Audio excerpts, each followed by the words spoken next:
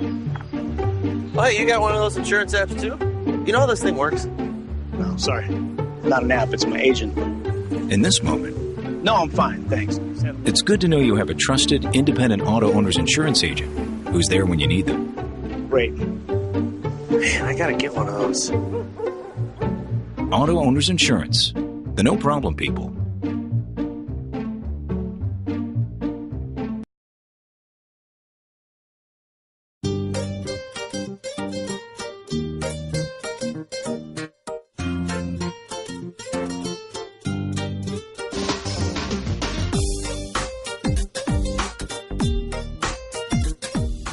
Hello, everyone, and welcome to Around Town. I'm Elizabeth Graff, and we're here today with Connie Carey, and such an interesting person. And how you doing today, Connie? I'm great. I'm great. Thank you, Elizabeth. Now, Connie and I have been talking, and she's going to be going to something called an international speech competition, and we want to find out what's going on with this because she's going to be going to Malaysia for this. Now, what is the International Speech Competition? Well, Elizabeth, it's part of Toastmasters International, which is a global competition of 150,000 members, 122 countries, and each year they have a competition that begins in January and culminates in August. Okay. Last year it was 30,000 contestants beginning at the local area and moving on up through different competitions until you reach international. And so I competed last year and had a great time, and I'm just going to give it another shot this year. She's being very modest. You said over 30,000 people. Yes. Where did you end up? I ended up in the top 18. Top 18.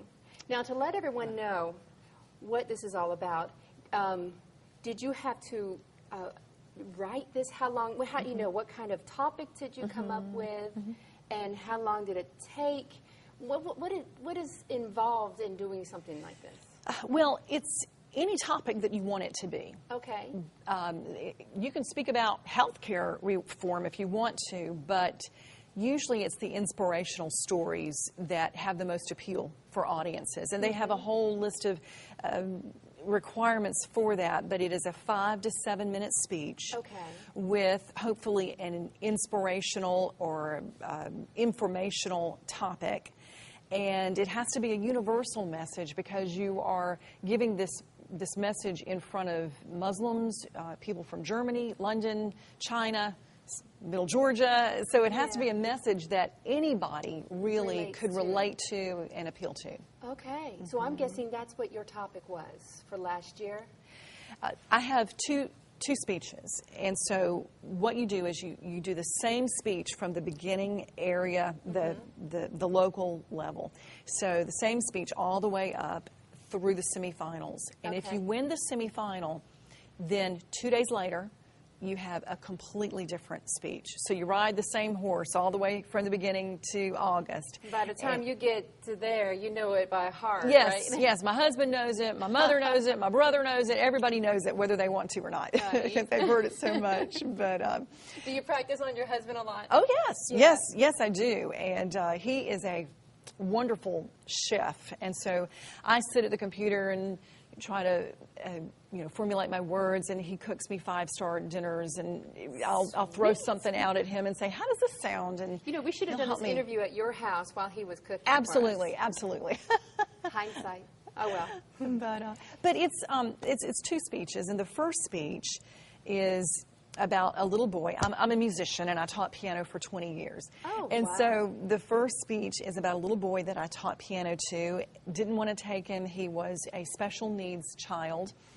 I was going through a divorce at the time. I just felt like it was more stress than I could take, but I reluctantly took him, and I'm so glad I did because the lessons that he taught me were invaluable. And I named the speech Leap. And the recurring theme through it is, it's only when you leap that you learn to fly. Wow. So he taught me to leap. Oh, wow. And how long ago was it when you taught him? This was a long time ago. This was 22 years ago or so. And he was a little 7-year-old boy, and he just was so happy for the successes of others, and he kept trying, and I was not willing to really take a chance on anything at the time. And he just taught me, you can take a chance, you can leap, you can have a brand new life. And you as a teacher, you were taught by this 7-year-old. Yes, I was a teacher officially, but he taught me many things. Oh, gosh. We need a box of tissue here. And then my second speech is called A Teacher Affects Eternity. And it's about my high school teacher, Nancy Claxton, who lives here in Dublin. I know that woman. Yes, she's a wonderful, absolutely wonderful person. She is, and such a talented musician. Incredibly gifted person, and beautiful inside and out. And she was my piano teacher in high school, and she really taught me to believe in myself, to work harder than I had ever worked. And she also gave me the foundation that I needed to be prepared for a piano competition. And so she impacted my life greatly. And so the title of that speech is A Teacher Affects Eternity, and it's a tribute to Nancy Claxton. Wow. And I know there are a lot of people out there that have that special teacher in their life that they still think about, and they still talk about, and they still pray for. And Nancy is, Mrs. Claxton is the one that affected your life. Oh, absolutely. And so many teachers in Dublin. Cecil Pollock was my high school band director, and he had a great impact on me. And Bowman Barr, who has gone to be with the Lord, was my high school choir director, and oh, what an impact he had on me. But, people tell me when they hear that speech that they are reminded of someone special in their life. And my hope when they hear that speech is that they'll make a phone call or write a letter to someone who has made an impact in their life. And if they're no longer living, that they'll just offer up a prayer of thanksgiving for that special teacher who had such an impact in their lives. Now, I know for some people it's difficult for them to get up in front of everyone and do a speech. What do you do to keep yourself calm, to not, hold that podium and... Well, I'll just tell you, Elizabeth, that the butterflies never go away. Okay. Never, ever do they. But we have a saying that we say, hopefully you get those butterflies flying in formation. So that's what we try to do. We try to prepare, first of all, be really, really prepared so you can enjoy sharing your message with others. And then one of the greatest pieces of advice I ever got was focus more on your audience than yourself. And hopefully you feel like you really do have a message to share, that you want to make a difference in somebody else's life. So if you can focus on that person out there and just, I ask the Lord, help me make a difference in somebody's life today. It gets my mind off myself. That's wonderful. Now, speaking of yourself, tell us a little bit about yourself. You talked about teachers here in Dublin, so you are from Dublin. Yes. Okay. Yes. I spent my junior high school years here, and my mom, Trixie, still lives here, and so I am from Dublin, and went to Dublin High, and then I went to Shorter College, and then did graduate work at SMU, Southern Methodist in Dallas. Lived there for 12 years, and then moved back to Macon some 25 years ago. Wow. And you've been living in Macon since? Yes. So what's it like when you come into town again? Oh, I love Dublin. I love it. It's exciting to see how it's grown. Sometimes I drive down Bellevue, and I can't believe how much this town has grown and how well it's doing. But I love seeing people that that I knew from way back. I love meeting new people. But I love Dublin. Yeah, and we've got someone from Dublin right here. So talented, but we have a lot of talented people from Dublin. Oh, many. Going to Malaysia, and this is going to be your first time going to Malaysia. What, are you excited? I am. I'm very excited. Yeah. I will say that my husband and I are going together, and the week after we made the flight reservations, the first Malaysian airline was lost. And my husband, John, came home and said, "Have you seen the news?" And said, "Yes, we have." And So then just a couple of weeks ago, we, of course, learned that another one was shot down. Okay, well, can we change it to make it here instead? I know. It's like, what's wrong with London or Paris or something like that? But you know, we're just trusting that all is well, and we know that they've changed that flight path that was going over the Ukraine, which is right where we were going to be going. So it's probably safer than it has ever been now. So good. We're It just might be a little bit longer, but hey, a little bit longer, but that's okay. You'll arrive alive. That's the name of the game. Yeah.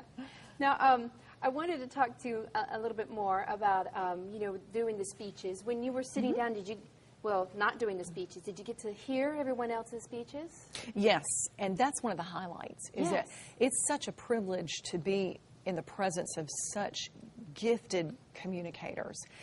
And people tend to talk about what they're passionate about. And so when they stand up to speak, it's a message from the heart.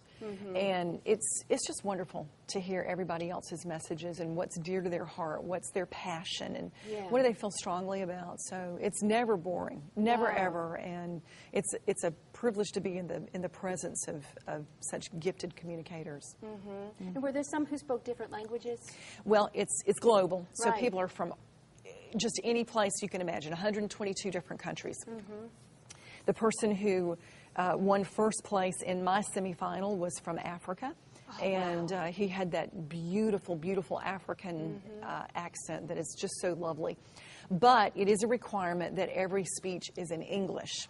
So you can be from anywhere, but your speech must be in English. And could you imagine the judges, how difficult it must be for them? Yeah, I wouldn't want that job at all. No. All right. Well, we're going to go for a break right now, but when we come back, we're going to speak more with Connie Carey. So stay with us. You're watching Around Town.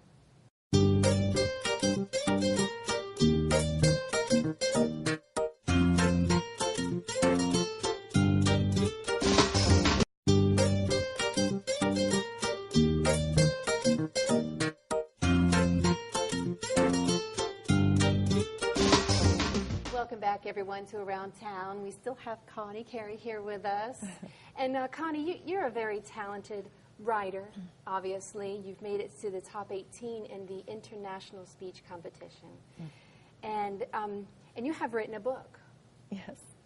And tell us about this book. It's called Falling Up. It is an interesting name, Falling Up. Well, I had a crazy skydiving experience. And I had wanted to go for a long time, and finally my husband said, let's just go. And he's a veteran skydiver. He was a ranger in Vietnam, and so he had the T-shirt already. But he went with me, and we did it together. And I just thought it was going to be so much fun. Yay, woohoo. And then we got up there, and they opened that door at 14,000 feet, and all of a sudden, literally, this is what I thought, Elizabeth, somebody needs to close that door. Somebody could fall out. And then I thought, that's the whole point. And as I was going out the door, all the way down, I thought, you know, there's some analogies here about our spiritual walk with God.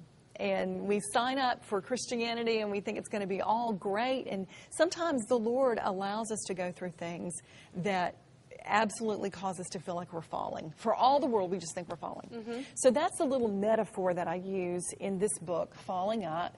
And it's the story of the process of going through the grief of losing my father to suicide. My dad was Bill Mercer of Mercer's Fried Chicken, if anybody remembers Mercer's grocery store. That was my granddaddy and my uncles from way back. But I lost my dad to suicide, and it was in that time that I felt like I was falling.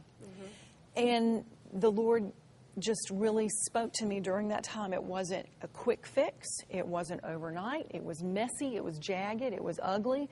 But He began to speak to me about His presence with me and getting to the other side of grief, stronger in this broken place. I'll never be the same again. No. I will never be the same again. But my prayer has been, I wanted all that stuff that I had heard about in Sunday school all those years. Fix me. Yeah. Is it true? And I found that the promises of God are true. And He is there. He goes before us, He goes with us, and He goes behind us. And so this is a book not only for people, it's a great resource for anyone who has lost a loved one to suicide. And I'm just struck as we're taping this today. Robin Williams, we've just learned, has taken his life to suicide. What a terrible loss. What a wonderful, wonderful person. Yeah. But there are many people who have walked where his family is walking right now, has lost a loved one to suicide. So this is a resource for people who are going through that. How do you get through today? It's also for someone who has lost, has a devastating loss of a loved one, divorce, a financial loss. Maybe you're wearing your knees out in prayer over a loved one who is just far away. And so how do you get through those dark times? And it's also even for the one whose life is rosy right now, because as you know, it's been said, we're either in a storm, we're either coming out of a storm, or we're either just about to go into a storm. It's the calm before the storm. Yes. So, we need to be ready for those storms. And so this is a great book to have in your library for those challenging days ahead. Now, it has a picture of a person that's skydiving, and it is you. It is me. It's so flattering. It's just so flattering.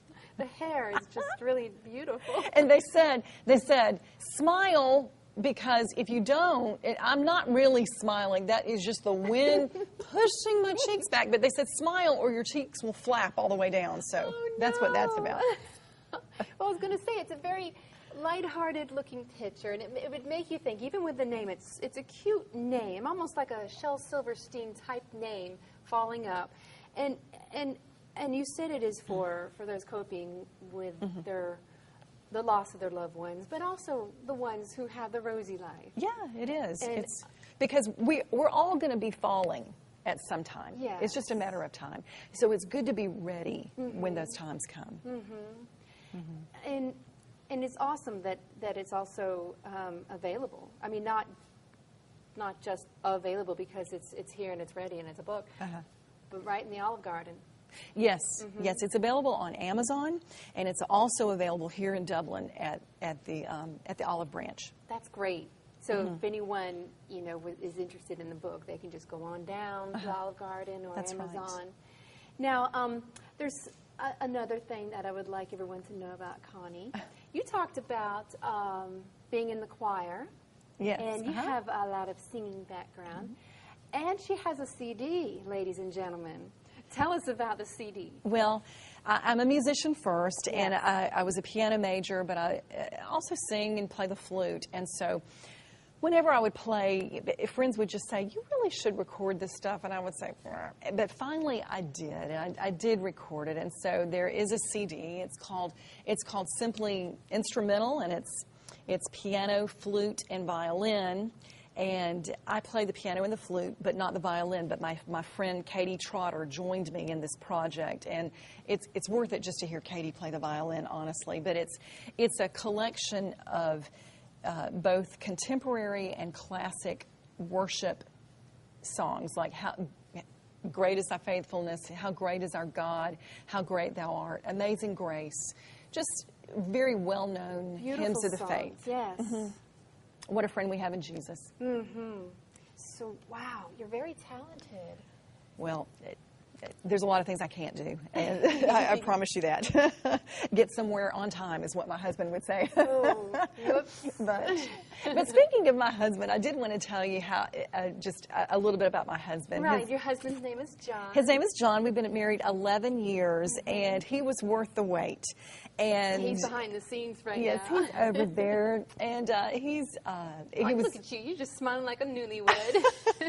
He was worth the wait. And when I married John, I went overnight from being a single girl to a grandmother. Oh. So I now have 7 grandchildren, wow. and they are a blessing in my life. And so where did you meet John? Well, he is an attorney, and believe it or not, I had foot surgery, and the doctor did the wrong foot. Oh, no. And I went in for a consultation, and I didn't want to sue or anything like that, but I didn't think I should have to pay for my 2-for-1 surgery. Yes. And so I went in for advice, and I knew John as a very nice man in my church at the time, and he gave me advice, and that was that. And then a couple of months later, I went to a funeral, and he was there, and he was by himself, and I was by myself, and we sat together, and we had a lovely time. And I called my mom on the way home, and I said, I just had a lovely time with John Carey. And At she the said, funeral. yes, she said, were you flirting at a funeral? And I said, no. I said, but if he asks me out, I'm going to go. And so that's how we got together. Oh, that's a really cute story. Your foot problem at a funeral. And it's been how long now? It's 11 years. 11 years, and he pushed you out the plane. And he was sweet to take me, and I was changing my mind as we went up, and he said, nope, you wanted to do this, we're going to do it. Oh, wow. Now, are you a daredevil? Do you do I things was. like I'm not that? anymore. I'm quite done You're with done. that. No, Oh, I it's out of your didn't. system. I didn't even get a T-shirt, and that's fine with me. So, all the way down, I said, "This is the last time." So, I did it. I'm really glad I did it. I have no need to do it again. Yeah. I talked to people there, and they said, "Oh." After the first time, I was hooked. I do this every Saturday, all day long, and I thought, this is enough for me. Yeah, okay. Yeah, that would be one of the been there, done that kind of Yes, things. checked it off. Remind me not to do this again. Right. Was your life flashing before your eyes as you were going down? I tell you, I talk about it in the book. I thought, this is horrible, this is horrible, this is horrible. And then we pulled the ripcord, and all the rushing and the air and the sound quit, and it became peaceful. And I looked out over miles of countryside, and all of a sudden I was thanking the person that I was hooked to, the tandem instructor, bet. and thanking him for this beautiful experience. So that really is how it is with the Lord. We feel like, oh no, this is horrible. And then all of a sudden, sometimes He gives us a glimpse of the beautiful things that He is doing. But the main thing is, no matter what, He's going to get you home safely Yes. to a victorious landing. Yes. How was the landing? Was it nice and It was smooth? fine. He or- told me just lift your feet. You're going to land gently. I did what he said, and that's exactly what happened. And this is all a story of your skydiving. Yes, it in is. the book. How you coped with the passing of your father. Yes. And this is going to be something that's, I'm pretty sure, is going to help a lot of people that are out there. I hope so, Elizabeth. And I tell you what, this is not my story. This is God's story. This is the story of how great is our God. That's the best way I know to say it.